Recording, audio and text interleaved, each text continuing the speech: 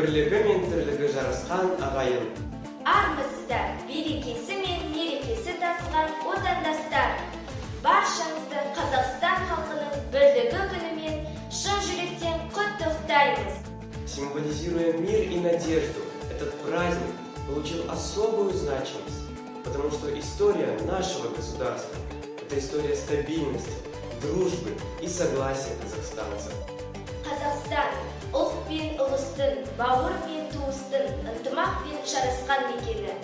Ұшы қиырына көз жетпейтін ұлы даланы мекен еткен Қазақстан халқының басты құндылықтары – тәуелсіздік, келісім мен бірлік. Наша страна, не разделяя никого по национальному признаку и вероисповеданию, уважая и почитая язык, обычаи каждой нации, демонстрирует всему мировому сообществу пример настоящей дружбы и единства. Құрметті достар, біз сіздерге ЮНЕСКО клубының мүшесі, Өскемен қаласы Назарбаев зияткерлік мектебінің ұйымдастыруымен Қазақстан Республикасы тәуелсіздігінің 30 жылдығына арналған ынтымақ достық кепілатты облыстық достық фестивалін ұсынамыз. Біз мәңгілік елдің жасампаз ұрпағымыз. Бірлігі жарасқан көп ұлтты Қазақстан жасай берсін. Аққу қонып көліне қаздар ұшқан. Шырқайды асқақ елдіктің сазын аспан. Еркіндіктің қасиетті шаңырағы. Біздің ортақ үйіміз Қазақстан. Біз даладан үйрендік кен болып, даламыздан үйрендік ел болып. Мақтаныш пен паш жеттік бар әлемге. Азаттық, достық, бірлік, елдігімді.